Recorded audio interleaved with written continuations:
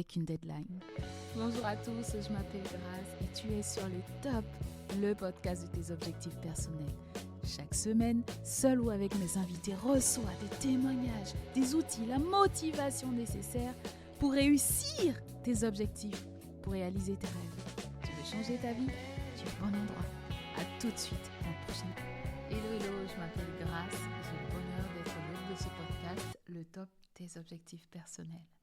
Si tu es là pour la première fois, je te souhaite la bienvenue. Il y a une belle chose à venir pour toi dans cet épisode. Et si toi, tu es en habitué, semaine après semaine, tu te connectes sur ce podcast, je te remercie pour ta fidélité, vraiment du fond de mon cœur. Je ne le prends absolument pas pour acquis. Aujourd'hui, j'ai envie de te parler des 3 piliers indispensables pour lancer ton business en ligne sans quitter ton job du jour au lendemain. 3 piliers indispensables. Si tu as besoin de retenir quelque chose sur le fait même de se lancer dans un business alors que tu as encore un poste, cet épisode est pour toi. Tu peux vraiment bâtir un business rentable en ligne sans sacrifier ta stabilité financière, sans t'épuiser. Parce qu'il faut dire la vérité, c'est quand même bien d'avoir à une date fixe chaque mois son argent qui tombe à la fin du mois. C'est un confort qui a son prix, mais c'est un confort qui, quand on a la chance d'y être, il faut réfléchir. Il faut beaucoup réfléchir avant de tout plaquer au motif que on en a marre de son patron et que tu en as marre de ton patron et que tu veux te lancer. Et voilà, tu envoies tout valser et tu te lances pour devenir le prochain Elon Musk. C'est vrai que beaucoup de cadres rêvent d'avoir leur propre business. Quand j'étais en entreprise, combien de fois j'ai entendu parler de ça? Oh, j'ai envie de me mettre à mon compte. Ah, j'ai quelque chose à côté, etc. Et en général, il y a cette peur, en fait, qui freine le risque de manquer, la peur de manquer, la peur de ne pas y arriver, la peur de quitter sa zone de confort, la peur de manquer les obligations familiales, tous les engagements qu'on a, qui font que, en général, ça reste une idée, ça reste une envie. Et mon ambition dans cette émission, dans cette podcast aujourd'hui, c'est de te donner 3 essentiels pour démarrer intelligemment et sereinement. Alors j'espère que tu es prêt, j'espère que tu es prête, et on y va. Ce qu'il faut dire, c'est que en général, mais comme beaucoup de choses dans la vie, il n'y a pas de temps, il n'y a pas de moment parfait pour se lancer. Si tu sens vraiment à l'intérieur de toi que tu as cette fibre entrepreneuriale, moi je l'ai toujours senti et je pense vraiment que il y a un lien important avec le type de personnalité. Si toi tu sens que tu fais partie de ces personnalités-là qui ont vraiment cette envie de se lancer, de commencer quelque chose de nouveau, alors je t'invite vraiment à écouter. Tu vas avoir des pépites dans ce podcast aujourd'hui. Je vais te partager 3 indispensables pour que tu dois avoir, que tu dois mettre en place pour pouvoir te lancer tranquillement, sereinement, en parallèle de ton job. Alors, la première chose, la première pépite que j'aimerais te donner, en fait, le premier pilier, j'ai envie même de parler de pilier, c'est vraiment ton état d'esprit. L'état d'esprit du cadre entrepreneur. L'état d'esprit.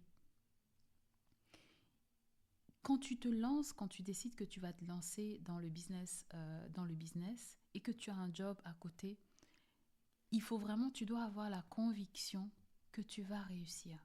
Je me rappelle quand j'ai lancé mon business mon premier business en 2015, j'étais convaincue.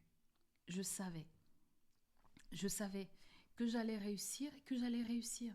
En fait, je me suis nourrie au quotidien de tout ce que je réussissais au travail. Je me suis dit, punaise, si je suis capable d'aller chercher les ressources pour satisfaire aux besoins de mes managers qui, la plupart du temps, en fait, c'est du forward, qui ne prennent même pas le temps d'analyser ce que j'ai fait. Je suis capable de le faire pour moi-même en sachant en fait l'or qu'il y a dans mon travail. Le problème avec la plupart des cadres qui veulent se lancer, ou même si tu es simplement salarié et que tu veux te lancer, je pense que tu vas t'identifier à ça, en fait, c'est le doute. Le doute. Le doute qui est là, qui dit, ou qui des fois peut être justifié, des fois peut ne pas être justifié, mais dans tous les cas, j'aime toujours dire qu'on doute tous. D'accord? Mais souvent, quand on a un certain confort, on doute de sa capacité à réussir. On doute de sa capacité. On a peur d'échouer. On a peur de ne pas avoir assez de temps pour consacrer à notre projet. Et on doute même de notre capacité à nous lancer. Personnellement, la solution que je mets en place à chaque fois que le doute vient, c'est vraiment de me dire, OK, quel est le prochain pas?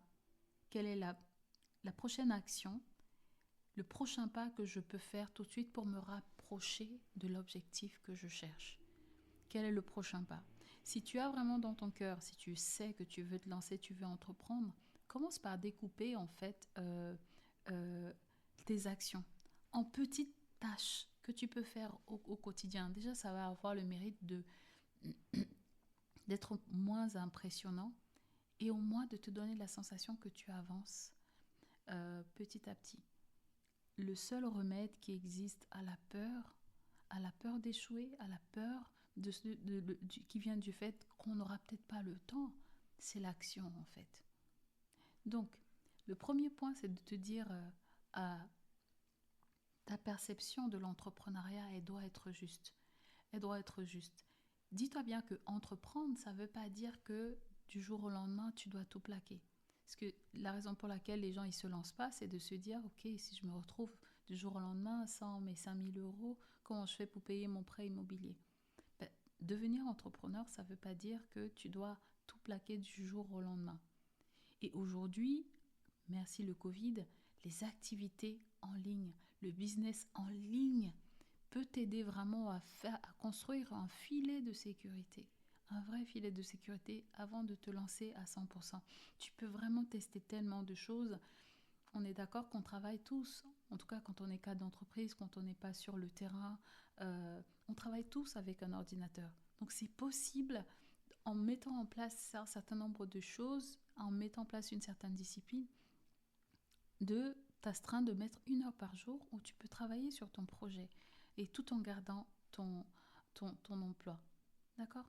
La deuxième chose à laquelle tu dois t'attacher, vraiment, c'est de te dire, on est en train de parler de changer ton mindset pour avoir un mindset de cadre entrepreneur. Donc, changer d'abord ta perception de l'entrepreneuriat. Tu peux être entrepreneur sans tout plaquer du jour au lendemain. La deuxième chose, c'est de te dire, sois OK avec les actions imparfaites. J'aime beaucoup cette citation de Napoléon Hill qui dit que l'action est la véritable mesure de l'intelligence. Quand tu agis, en fait, tu gagnes en clarté. Le flou, l'incertitude, la peur, tout ça se dissipe grâce à l'action. Si tu attends d'avoir toutes les réponses, tu sais quoi? Tu es en train d'attendre et rien ne se passe. Mais quand tu agis, tu testes, tu ajustes, tu gagnes en clarté et tu gagnes en confiance. Donc le troisième point auquel tu dois faire attention pour vraiment développer ce mindset de cadre entrepreneur, c'est d'adopter de, de la discipline. C'est de mettre de la discipline et de la patience dans ton quotidien. Bien sûr, quand tu entreprends et que tu as un job à temps plein et pour peu que tu aies une famille avec des enfants, les journées sont chargées. Les journées sont chargées. Mais c'est de te dire, OK, qu'est-ce que je peux mettre en place pour pouvoir avancer? Si tu mets 1 heure par jour pour travailler sur ton business, pour lancer ton business à côté de ton travail, 1 heure par jour, ça te fait 365 heures de travail sur ton business, sur un an. C'est pas mal, n'est-ce pas? C'est pas mal. Les résultats ne vont pas être peut-être extraordinaires. Tu auras l'impression que tu perds ton temps parce qu'en effet, quand c'est long, on a tendance à se décourager. Mais c'est de te dire que chaque petit pas compte.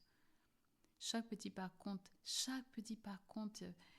Je me rappelle, quand j'étais petite au Cameroun, Je voyais souvent ma tante qui, quand elle devait aller quelque part et qu'elle n'avait pas les moyens de se payer un taxi, qui se levait très tôt et qui commençait à marcher. Elle commençait à marcher et c'était des petits pas.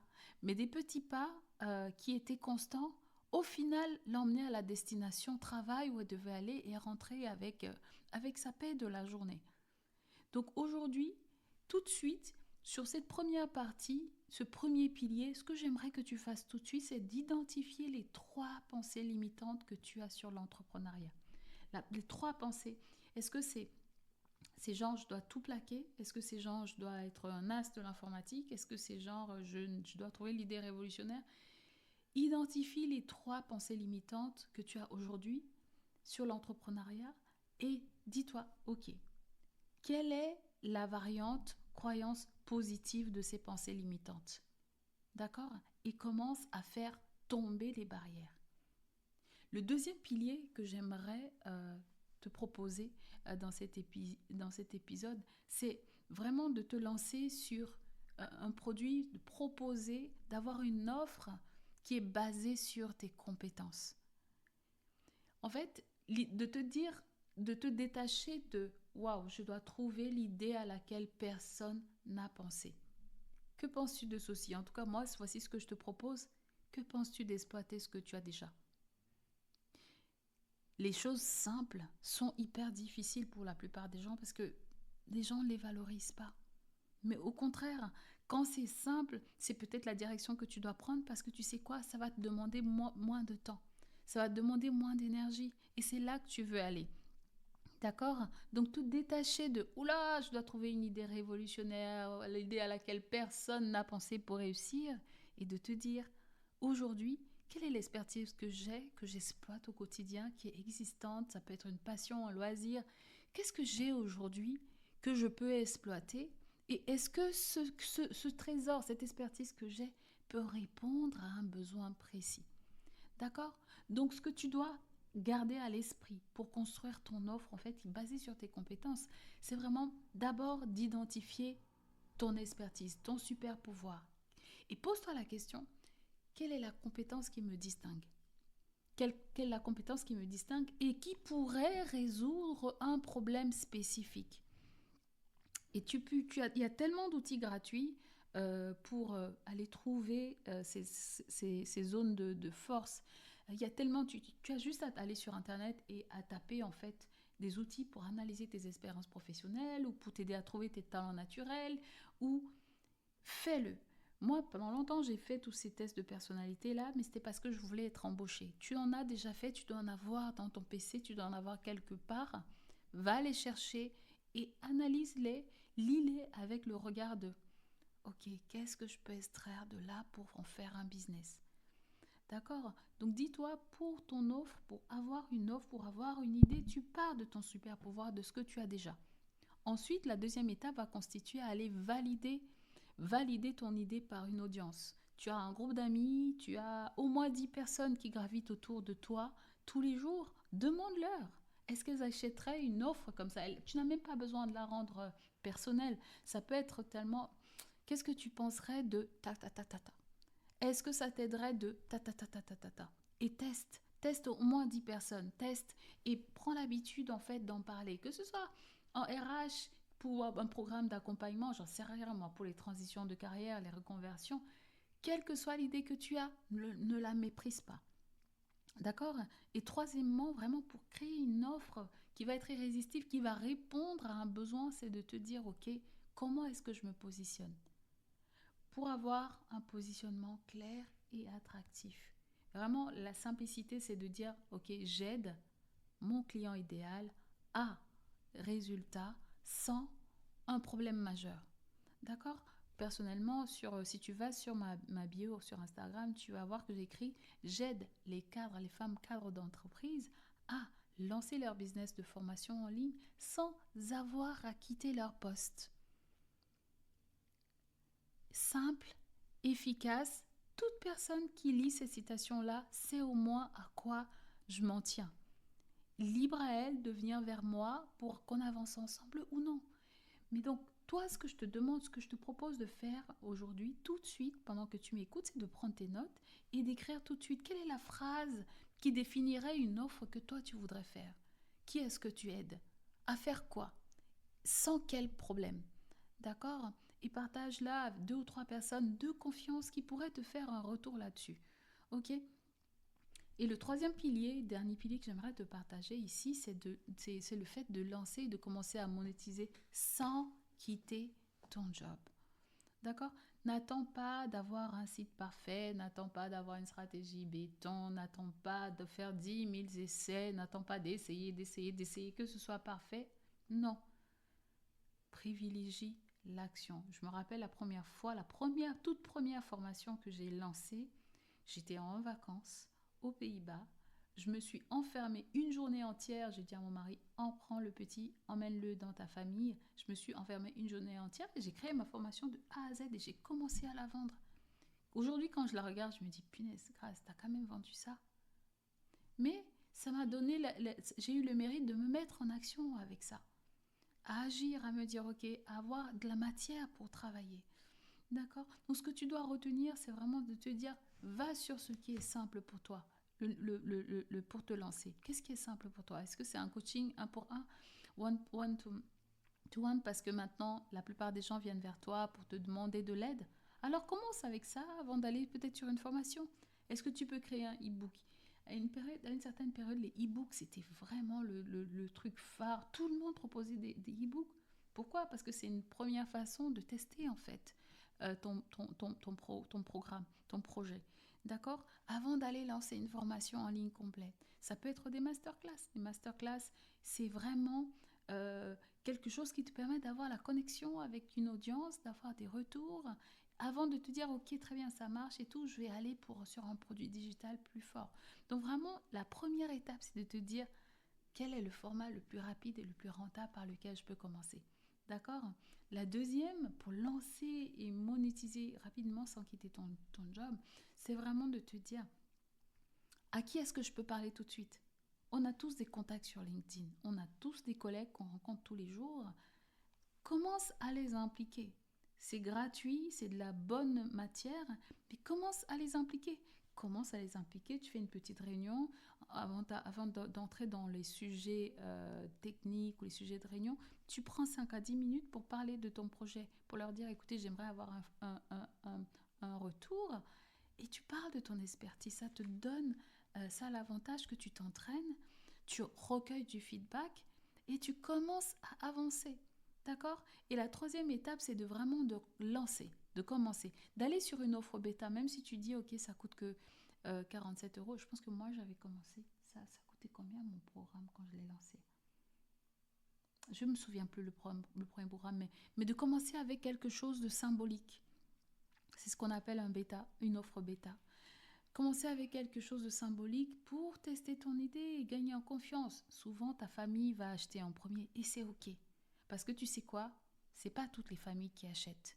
Ok? Donc, le simple fait que quelqu'un te fasse confiance, aille au travers de tout ton processus pour acheter, c'est déjà une bonne chose. Donc, tu le prends et tu avances avec. D'accord? Brian Tracy disait toujours que l'argent suit la valeur. Plus tu apportes de la valeur, plus tu attires des opportunités. D'accord? Donc, tout de suite, fixe-toi une date pour proposer une première offre. Même si elle est symbolique, même si elle est dans 30 jours, dans 2 semaines. Franchement, le fait de fixer une date, j'en suis la preuve. Tous les jours, ça te met en action. Et moi, j'ai même observé que des fois, je résiste à l'idée de me mettre une date parce que je sais qu'une fois que j'ai mis la date, ça devient un sujet de stress pour moi. Mais ça marche, tu vois, ça crée vraiment, vraiment son fruit. Ok? Franchement, j'espère que cet épisode aujourd'hui, qui est beaucoup plus business, t'encourage aujourd'hui. Je veux que tu avances. Tu n'as rien à perdre. Tu n'as rien à perdre. Te lancer alors que tu es en poste, c'est la meilleure chose que tu peux faire. Vraiment la meilleure chose que tu peux faire. Tu peux utiliser ton CPF de manière efficace. Tu peux te lancer vraiment de manière efficace. Donc, vas-y. Ok? Alors, je te récapitule les 3 piliers que je t'ai partagés avant de te dire au revoir. Alors, d'abord, changer ton état d'esprit et de cadre entrepreneur pour te dire, ok, très bien, je veux m'attacher à agir même si c'est pas parfait. D'accord? Le deuxième pilier, c'est vraiment de te dire, je vais construire une offre irrésistible, c'est-à-dire une offre qui va partir de mes compétences et qui va résoudre un problème, qui va répondre à un besoin. La troisième étape, c'est just do it. Lance-toi et commence à monétiser sans attendre d'être prêt. Arrête d'attendre que ce soit prêt. Tu as déjà quelque chose que tu peux enseigner à quelqu'un, donc vas-y. D'accord? J'espère que cet épisode t'a plu. Si c'est le cas, envoie-moi un message pour me dire, Grâce, je suis convaincue. Est-ce qu'on peut en parler? Sur Instagram, maintenant j'ai compris comment aller retrouver les messages qu'on m'envoie sur Instagram dont je réponds. D'accord?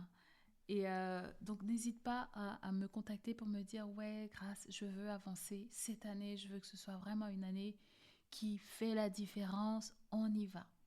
D'accord? Attention, si tu ne construis pas ton rêve, quelqu'un d'autre t'embauchera pour construire le sien. Donc commence à construire ton rêve aujourd'hui. Ton business ne se construira pas en un jour, mais chaque action que tu prends dès aujourd'hui t'amènera toujours plus près de ton indépendance financière, matérielle, émotionnelle, relationnelle, tout ce que tu veux. D'accord?